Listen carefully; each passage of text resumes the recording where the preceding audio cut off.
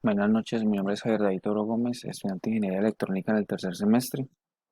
Voy a mostrar mi cédula, como lo pide el ejercicio, con los apellidos, nombre y la foto. ¿Sí? Espero haya quedado claro. Bueno, vamos a dar inicio a responder las preguntas de la tabla. Entonces, estamos viendo el tema de suma de vectores, adición de vectores, ¿sí? Entonces nos dicen que demostrar gráficamente en el simulador que la suma de dos vectores es independiente del orden de la suma. Bueno, entonces tenemos el simulador de vectores, es este. Tenemos por ejemplo este vector base, ¿sí? AX menos 10, AY 10, BX 4, BY 7, ¿sí? Si nos tenemos estos resultados, magnitud 18, ángulo 109, componente en X menos 6, componente en Y 17. Pero si invertimos esos valores, pues ponemos acá menos 10, acá 10, acá 4 y acá 7, vemos que tenemos los mismos valores. Magnitud de 18, ángulo 109, componente en X menos 6, componente en Y 17. Eso es porque la suma de vectores tiene una propiedad conmutativa. Entonces el orden de sus componentes no altera el resultado. ¿Sí? Bueno. Demostrar mediante ecuaciones 3, 4 y 6 algunos resultados de la tabla 4. Listo, las ecuaciones 3, 4 y 6 fueron estas. 3 que equivale a esta sirve para sacar la magnitud, esta que sirve para hallar la dirección y esta que simplemente es la ecuación para la suma de vectores que nos da un vector resultante. Entonces utilicemos esta para hallar magnitud, por ejemplo. Eh, Magnitud dice que es igual. Estamos hablando del valor del vector resultante, ¿sí? Entonces, tenemos este ejemplo, este primerito.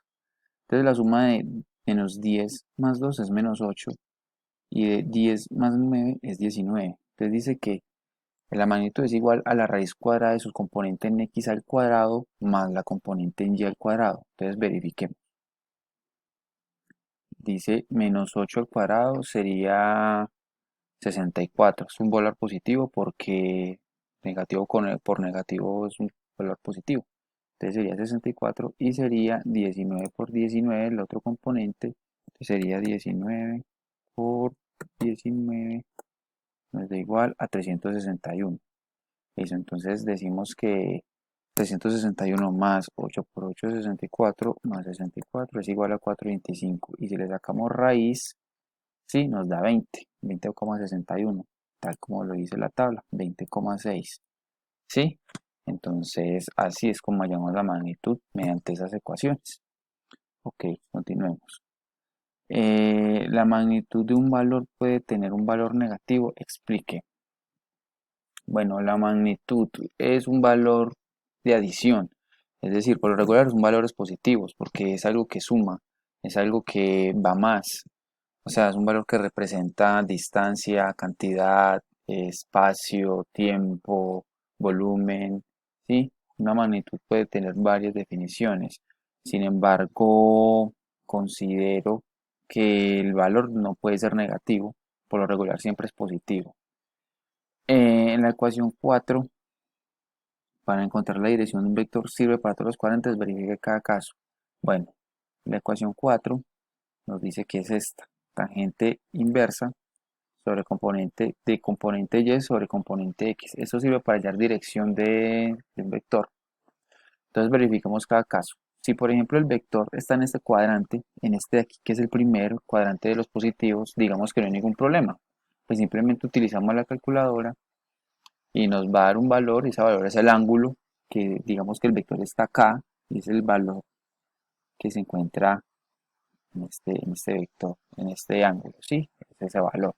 Pero digamos si el vector está en este lado o acá, por ejemplo, y damos esa ecuación en la calculadora, nos va a dar el ángulo, pero del vector opuesto, es decir, desde acá hasta acá. Pero es muy sencillo.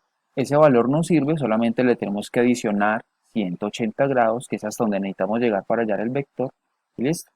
Ahí hallamos el ángulo correcto. Bueno, espero haya quedado todo claro. Muchas gracias.